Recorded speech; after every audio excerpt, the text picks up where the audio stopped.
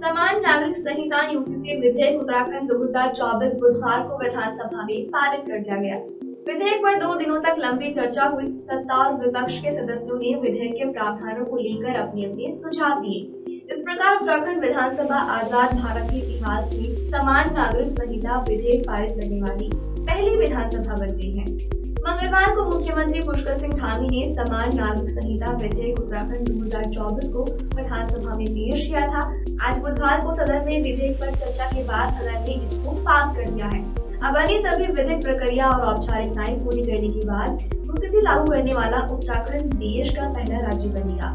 विधेयक में सभी धर्म समुदाय में विवाह, तलाक, गुजारा भत्ता और विरासत के लिए एक कानून का प्रावधान है। महिला पुरुषों को समान अधिकारों की सिफारिश की गई है। अनुसूचित जनजातियों को इस कानून की परिधि से बाहर रखा गया है। बता दें कि मुख्यमंत्री पुष्कर सिंह धामी ने जनता से किए वादे के अनुसार पहली कैबिनेट बैठक में ही यूसीसी ड्राफ्ट तैयार करने के लिए विशेषज्ञ समिति गठित करने का फैसला किया। सुप्रीम कोर्ट की सेवानिवृत्त न्यायाधीश जस्टिस रंजना प्रकाश देसाई की अध्यक्षता में 5 सदस्यीय कमेटी गठित की गई थी।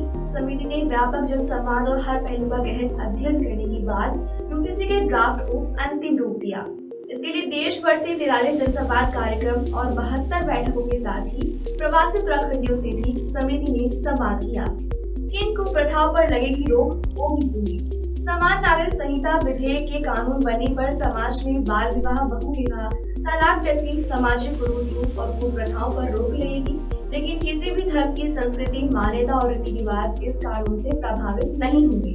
बाल और महिला अधिकारों की ये कानून सुरक्षा करेगा। विवाह का पंजीकरण अनिवार्य होगा। पंजीकरण नहीं होने पर सरकारी सुविधाओं से वंचित होना पड़ सकता है।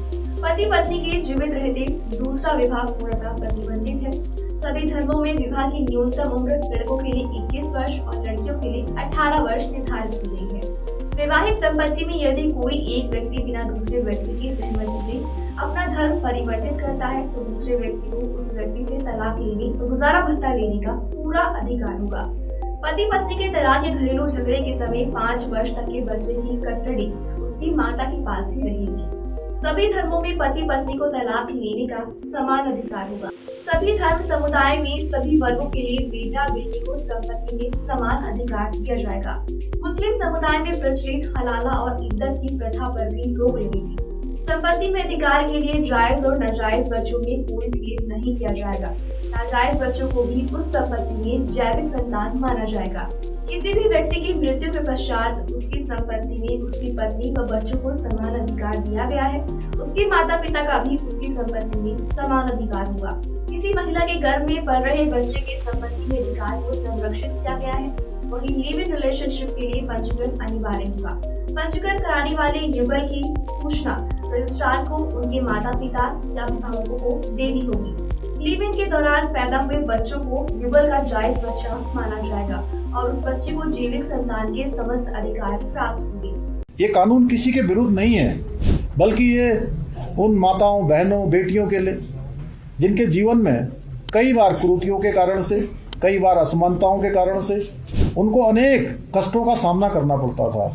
अनेक बार उनको यातनाओं का सामना करना पड़ता था। उन कुरीतियों के कारण से उनका आत्मबल कमजोर होता था। उनके आत्मबल को मजबूत करने का काम, उनको उत्थान की ओर ले जाने का काम, उनकी सर्वांगीण उन्नति के लिए ये कानून हमने बनाया है। ये सब बच्चों के भी हित में है, मातृशक्ति के भी हित में। इस कानून में जहां विवाह, तलाक, गुजारा भत्ता, उत्तराधिकार, लिव इन रिलेशनशिप जैसे जो अनेक महत्वपूर्ण विषय हैं, उन सभी विषयों को इस कानून में शामिल किया गया है।